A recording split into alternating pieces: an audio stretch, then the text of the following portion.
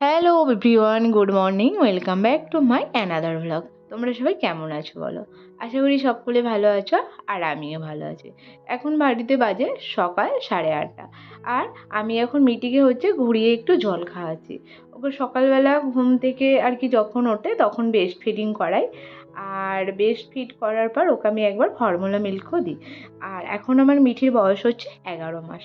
তো ওকে formula milk দিই, তো দেওয়ার পর ওকে আমি এখন কোনো দিন রাইস, কোনো দিন চিড়ে সিদ্ধ এরকম খাওয়াই। তো এখন একটু ঘুরিয়ে জলটা খাওয়াচ্ছি।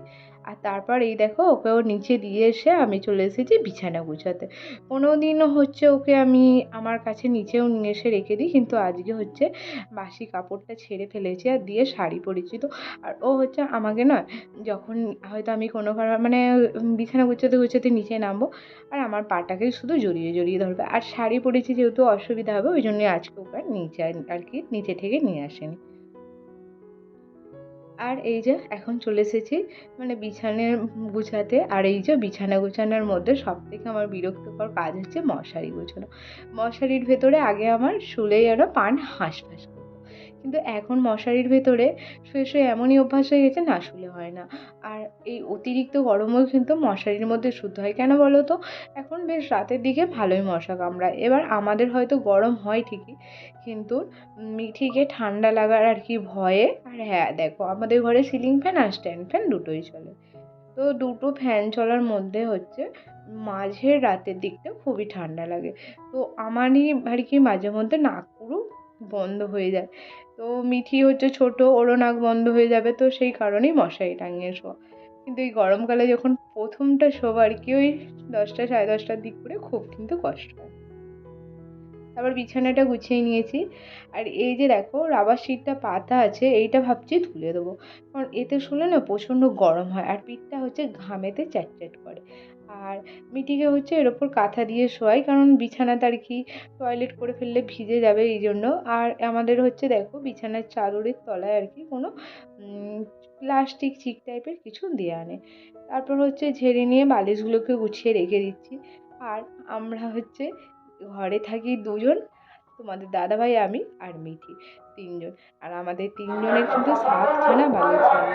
এই যে দেখো, এখানে মাথার বালিশই ছটা, হ্যাঁ 6টা হয়ে গেছে, আর পায়ের বালিশ দুটো, মোট হলো 8টা। আমি তোমাদেরকে তাও 7টা বলতে গেছিলাম। তো মশারিটাকে ভালো করে গুছিয়ে প্যাক করে রেখে দিই। কেন বলো তো? মশারি এলোপাবি হয়ে থাকলে বিছানার তলায় আর কি যে খাটের নিচে ভালো করে গুছিয়ে রেখে দিই আমি। আর প্রতিদিন যেটা যেমন মিঠির কাঁথা, এই মশারি, কিংবা হয়তো মাঝরাতে গা দেওয়ার জন্য আমি কিন্তু একটা বেডশিট নিয়ে নিই। আর আমার একটু মাঝরাতে ঠান্ডার ধাত আছে, যেন মনে হয় যে শীত পাচ্ছে শীত পাচ্ছে, তো আমার ওই জন্য বেডশিটটা সবসময় আমার সাথে রাখি। তো গরমকালে মনে আছে ছোটবেলার কথা, যে মায়ের কাছে প্রচণ্ড বকা খেতাম। গরমকালেও আমি কাঁথা নিয়ে শুতাম গায়ে দেওয়ার জন্য। তারপরে এই যে এই শাড়িটা পরে গিয়েছিলাম কালকে একটু বাইরে, তো ওই জন্য গুছিয়ে রাখলাম। আর এই যে মিঠির কাঁথাগুলো যেগুলো রাতে নিয়ে শুই, তো এই যে বক্সটা দেখতে পাচ্ছ, এইখানেই গুছিয়ে এখন রেখে দিচ্ছি। এই বক্সটা ছোটবেলায় মিঠি আর কি যখন হয়েছিল তখন নিয়েছিলাম। এতে সমস্ত কিছু আর কি ওর প্রয়োজনীয় জামা কাপড়, মেডিসিন এই সমস্ত রাখার জন্য।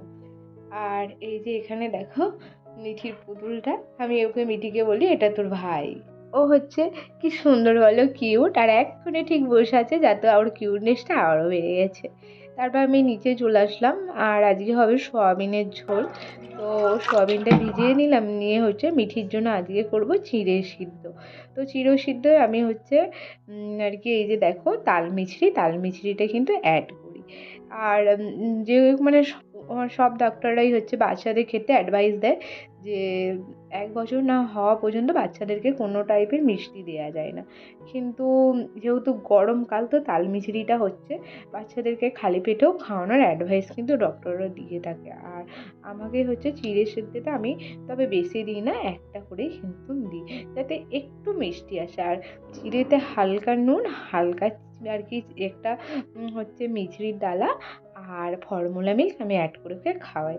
আর এই যে এখন দেখো আমি বোতলে জল খাচ্ছি দেখে মিঠিরও জল পিপাসা পেয়ে গেছে। তারপর মিঠিকে খাইয়ে দিয়ে আমি নিজে টিফিন খেয়ে নিলাম। আর খেয়ে আমি এখন ওপর ঘরে এসেছি। আর ওপর ঘরে এসেছি এই আমি হচ্ছে আর মিঠির যে ফিডিং বোতলটা ওকে জল খাওয়াই সেটাই ফেলে রেখে চলে এসেছিলাম। আর এই দেখো রোদের পাহাড় বাবা, যেন আকাশ একদম সেজে ফেলেছে একদম রৌদ্ররানী হিসাবে। আর এটা হচ্ছে আমাদের বাড়ির ছাদ। আর বাড়ির ছাদে এখন আমি এসেছি জামা কাপড় শুকোতে দিতে। আর চারদিকটা পুরো রোদে খা খা করছে, আর ছাদ দেখে আমার ভয় পাচ্ছে। আমি তো এসেছি খালি পায়ে, আর এখন বাজে প্রায় 11টা। আর খালি পায়ে 11টার সময় পুরো ছাদ দিতে আগুন হয়ে থাকে, আর খালি পায়ে প্রচণ্ড কষ্ট হয়। তো সিঁড়িতে জুতো ছিল, তাড়াহুড়ো করে জুতোটা আর কি পরা হয়নি। তারপর এই যে দেখো জামা কাপড় মিলে দিচ্ছি। আর কি বলো তো, নিচেতে নয়, জামা কাপড় মিললে হচ্ছে দেরি হয়। আর অনেকগুলোই যেহেতু আমাদের পরে, কারণ আমার শানের বাসি, মিঠির কাঁথা, মিঠির পাপার জামা কাপড়, তো ওই জন্য হচ্ছে অনেকগুলি যেহেতু পরে, ওই জন্য ভাবলাম না দরকার নেই আর নিচে মেলবো না, একবারে হচ্ছে ছাদে মিলে দিয়ে আসি। এই দোতলার ছাদে কি বলো তো, উঠতে একটু কষ্ট হয় ঠিকই, কিন্তু খুব তাড়াতাড়ি আর কি শুকিয়ে যায়। তো বন্ধুরা, আজকের ভিডিওর টপিক যেটাতে হচ্ছে আমি তোমাদেরকে বললাম যে দেখো, এই গরমে যে ছোট বাচ্চা সংসারে কাজ করতে করতে পুরো নাজেহাল অবস্থা, কিন্তু কিছু তো করার নেই বলো, আমাদের মতো হাউস ওয়াইফদের সবটুকুই সামলাতে হবে। সংসারের কাজও সামলাতে হবে, ছোট বাচ্চাও সামলাতে হবে। আর নাজেহাল অবস্থা বললে কেউ শুনবে না। যদি আমরা বলি যে আমাদের কষ্ট হচ্ছে, সত্যিই কি শোনার মতন কেউ আছে? কেউই থাকে না। কিন্তু ছেলেদের, তারা হচ্ছে একরকম কাজ করে এসে তারা রেস্ট নিতে পারে। কিন্তু আমরা মেয়েরা, আমাদের হচ্ছে যতক্ষণ তুমি সংসারে কাজ করছো করো, তারপর তোমার বাচ্চা সামলালা, কিছু করার নেই। আর এই গরমে নিজের জন্য মাঝে মধ্যে মনে হয় নিজেকে একটু রিল্যাক্স থাকার জন্য একটু সময় দিই নিজেকে, কিন্তু সেটা আর হয়ে ওঠে না। তো যাই হোক, কিছু করার নেই। সব থেকে তো বড় হয় যে যখন বাচ্চা হচ্ছে জড়িয়ে ধরে মাম্মা বলে, তখন তো যত কষ্ট হয়, সব কষ্টই হচ্ছে হয়ে যায়। আর কি বলবো, কোনো কষ্টই থাকে না। তারপর এই যে দেখো মুড়ি খেয়েছিলাম, সেই থালাটা পড়েছিল, এই যে ঘাটে ধুতে যাচ্ছি। আর ঘাটেও কিন্তু প্রচণ্ড রোদ, কিন্তু এই যে গাছপালার জন্য কিন্তু অতটা রোদ লাগেনি। আর এই যে কালকে দেখো ঝড় হয়েছিল, ঝড়ে আর কি, কালকে না সরাসরি পরশু দিন ঝড় হয়েছিল, আর ঝড়ে হচ্ছে এই বাঁশ গাছ হেলে গিয়েছিল। তো এখন চলে এসেছি ঘাটে বাসন ধুতে। আর ঘাটের জলটাও যত গরম পড়ছে তত অবস্থা খারাপ হয়ে যাচ্ছে। তারপর মিঠির কয়েকটা হচ্ছে প্যান্ট ভিজে গেছিলো আর কি, ও টয়লেট করে ফেলেছিল, ওগুলো ধুয়ে নিয়ে আসলাম। আর আমি মিঠিকে কোনো হচ্ছে আর কি ডাইপার পরাই না, আমি হচ্ছে ওকে প্যান্টি পরাই। আর এখানে ও স্নানের জল রোদে দিয়ে দিয়েছি। আর এখানে দেখো ডাল সিদ্ধ আর কি বসিয়ে দিয়ে গিয়েছিলাম, মুগ ডাল। তো এতক্ষণে আমার হচ্ছে মুগ ডালটা সিদ্ধ হচ্ছে, আর আমি ভাতের ফ্যান ঝরাতে দিয়ে এসেছিলাম। তো এখন হচ্ছে ভাতটাকে ঢেলে আর রেখে দিয়ে আসবো। আর আজকে হচ্ছে ভাতটা একটু সিদ্ধ হয়ে গেছিলো দেখো, ওই জন্য হচ্ছে ভাতটা একটু ডালা ডালা মতো হয়ে গেছে।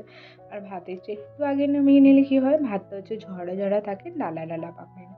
তো বন্ধুরা, যাই হোক, আমার হচ্ছে একটা ভিডিও বানাতে সত্যি অনেকটাই কষ্ট হয়। তো তোমরা ভিডিও দেখছো, কিন্তু তোমরা ভিডিওতে লাইক দিচ্ছ না। প্লিজ ভিডিওটিতে একটা লাইক দিয়ে দিও। তোমাদের একটা লাইক করা আমাকে অনেকটা উৎসাহিত করে, অনেকটা মোটিভেট করে আর একটা নতুন ভ্লগ বানানোর জন্য। তো তোমাদের ভালো লাগুক না লাগুক সবটাই তোমাদের পার্সোনাল ব্যাপার, কিন্তু তোমরা প্লিজ একটা লাইক দিয়ে দিও। আর আমার ভিডিও, আমার মিঠি সোনাকে আমাকে কেমন লাগছে এটা কিন্তু কমেন্ট করে জানাতে ভুলো না, জানিয়েও কিন্তু। আর যে দেখো, আমরা তো গরমে যতই কাজ করি, যতই কষ্ট হয়, নাজেহাল যতই অবস্থা হোক, আমাদের কাজ কিন্তু করে যেতেই হবে। আর সব থেকে কী বলো তো, কাজ করলেও কিন্তু কষ্ট হয় না, কিন্তু কারো কোনো কথা শুনলে যে কী করো তোমরা, ওই তো ঘরে বসে থাকো, এইসব কথাগুলো শুনলে সত্যি খুব কষ্ট হয়। তখন মনে হয় যে সত্যি টাকা ইনকামের কাজ করলে সব থেকে বেশি ভালো হতো। তারপর এই দেখো, এখন আমি চলে এসেছি পুকুরে হাঁড়িটা ডুবাতে। আর হাঁড়িটা ডুবিয়ে রাখলে না খুব ভালো হয় মাজার সময়, না হলে কী হয় বলো তো, ভাত নরমাল করে তো, আর মাজার সময় প্রচণ্ড কষ্ট হয়। আর এই দিকে হচ্ছে ডুবিয়ে দিয়ে গেলে হাঁড়িটা হচ্ছে নরম হয়ে যায়, যাতে মাজার সময় আর অতটাও কষ্ট হয় না। তারপর চলে আসলাম, আর এইদিকে এসে দেখি আমার ডালটা হচ্ছে সিদ্ধ হয়ে গেছে। তো ডালটা সিদ্ধ হয়ে গেছে, আর একটুখানি হচ্ছে মুগের ডাল তো, সিদ্ধ হয়ে যাওয়ার পর হচ্ছে একটু ডাল কাঠি নিয়ে নেড়ে নেবো, কারণ ডাল কাঠি দিয়ে হচ্ছে ঘেঁটে নিলে ডালটা একদম পুরো একদম ফাইনভাবে সিদ্ধ হয়ে যায়। আর আমি আগে হচ্ছে এরকমভাবে ডাল কাঠি দিতে পারতাম না, জানো তো। এতে হচ্ছে আমি প্রথমে এরকম কড়ার একটা ডাঁটি ধরে আর ডাল কাঁটাটা এক হাতে করে দিতাম, আর এইরকমভাবে ডাল কাটি আমি আমার মা আর শাশুড়ি মাদের দিতে দেখেছি। তো আমিও আজকে ট্রাই করলাম, তো ঠিকই আছে। আর আজকে হচ্ছে নিরামিষ খাবো, মুগ ডাল সয়াবিন আলু। ডালটা হয়ে গেছে, ডালটা নামিয়ে দেবো। ডালটা নামিয়ে দিয়ে বসাবো। আর